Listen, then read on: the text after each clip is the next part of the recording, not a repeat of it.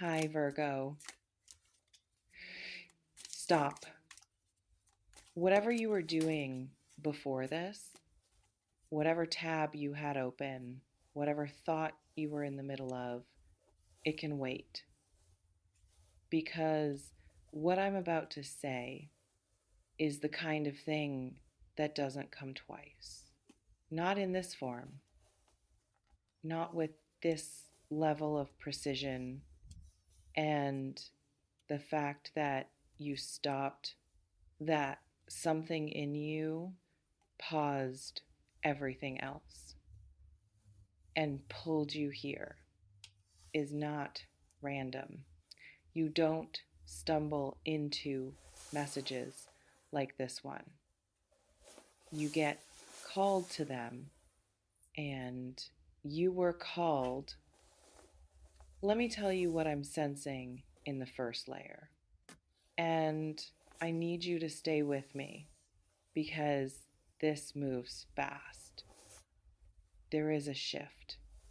Not a small one, not a subtle one, a structural shift gathering momentum in your life right now. The kind that doesn't ask permission, the kind that doesn't wait for you to feel ready, the kind that arrives like a change in weather. You feel it in the air before you see it in the sky. And here's what's specific about this one: it isn't coming from outside you. That's the part most people miss. They look outward at circumstances, at other people, at timing, and they miss what's actually happening, which is this: something inside you has already changed, already, before anything external has moved. A decision was made somewhere deep, below conscious thought, below the part of you that overthinks everything. And that decision is now looking for its expression in the world around you. That's not a small thing. That's actually how every real change begins. Not with an event, with an internal shift that the external world hasn't caught up to yet. Yours is catching up right now, fast. The second layer, and this one hit me differently, is about the specific nature of what's approaching, because not all change feels the same. And what I'm sensing around you doesn't have the texture of ordinary change. Ordinary change is gradual, incremental. You barely notice it until you look back.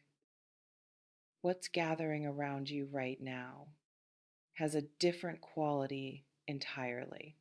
It has the quality of something that is going to make you divide your life into before and after. You know what I mean by that. You've had one or two of those moments already. Moments so significant that everything on either side of them looks different, where the person you were before that moment and the person you became after it barely resemble each other, not because something broke, because something cracked open. Um, Maybe you've been sensing that kind of threshold approaching. Maybe it's been in your dreams, that specific dream quality of standing at the edge of something enormous and not being able to see the bottom. Maybe it's been in your body, that electric, slightly nauseating feeling of something important being close. Maybe it's been in the way ordinary days have started feeling insufficient, like they don't fit anymore, like you've outgrown the current version of your life, and something in you is pressing against the edges. That pressure is information. Don't manage it. Don't medicate it with distraction. Feel it because it's pointing somewhere. Third layer. This is the one that made me want to reach through the screen because it's about you specifically, not in a general way, not in the way that could apply to anyone sitting here, but in the way that has your fingerprints on it, your particular history, your particular brand of waiting, your particular way of carrying hope without letting anyone see how heavy it's gotten. You've been patient longer than felt reasonable, longer than the people around you understood. There were moments, specific moments, the ones that visit you at 3 a.m., where the patience felt indistinguishable from being forgotten, where waiting felt less like faith and more like foolishness, where some very loud, very reasonable part of you said, maybe this just isn't going to happen. Maybe it's time to accept a different version of things. And you didn't. Not completely.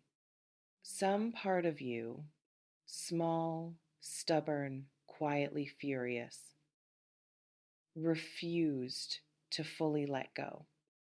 Kept one hand on it, kept the door open just enough. And that refusal, that unreasonable, irrational, beautiful refusal might be the most important thing you've ever done. Because what's coming is coming to that door, the one you kept open, the one that cost you something to keep open, and it's arriving with a specificity that casual hope never attracts. Only the stubborn kind. Only the kind that survives its own doubt. Fourth layer, and I want you to sit up for this one. Literally, if you're slouching, sit up. Because what I'm about to say requires your full attention. The change that's approaching, the one gathering in the atmosphere of your life right now, is not coming to the version of you that was here 2 years ago. It couldn't. That version wasn't ready for it. Wouldn't have known what to do with it. Might have mishandled it entirely. Not out of weakness, but out of not yet being the person who could hold something this significant without dropping it. But that's not who you are now. Look at what you've moved through. Look at what you've survived, absorbed, integrated, what you've become on the other side of things that had no right to leave you still standing. And yet, here you are, standing clearer than you were, stronger in ways that don't announce themselves, more yourself than you have ever been. The change is coming to this version. The finished version, or finished enough to receive what's been assembled with your name on it. Now, here's what I need you to understand about preparation. Because the title of this said prepare, and I mean that, but not in the way you might think. Preparation for this is not making plans, not rearranging logistics, not getting your circumstances in order, or your finances, or your schedule, or your appearance. Those things have their place. But that's not what this requires. What this requires is interior preparation. The preparation of someone who has decided fully, without negotiation, that they are willing to receive something large, that they won't shrink from it, won't sabotage it out of old habit, won't hand it away the moment it arrives. Because receiving fully feels more vulnerable than they're used to allowing themselves to be.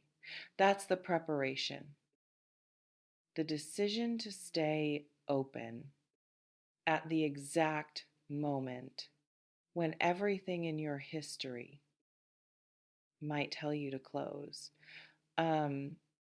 Make that decision now, before it arrives, while you still have the stillness to make it clearly. I want to tell you what this might feel like in your body when it starts to move, because I think knowing what to expect is its own kind of preparation. It might not feel like joy first. That's the thing nobody tells you. When something genuinely life-changing approaches, when the thing you've been waiting for finally becomes undeniably real, the first sensation is often closer to vertigo, like the floor shifted, like the room you've been standing in suddenly has different dimensions, like everything that felt fixed is quietly, rapidly rearranging itself. And then after the vertigo, something else, something that doesn't have a clean name. The closest word might be recognition. That particular feeling of, yes, this.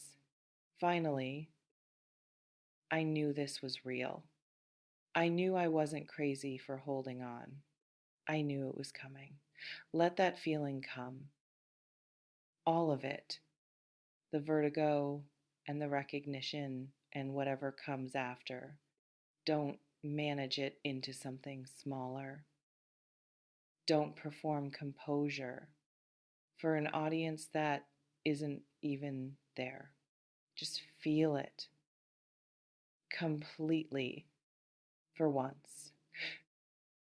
Something is coming, not someday, not eventually.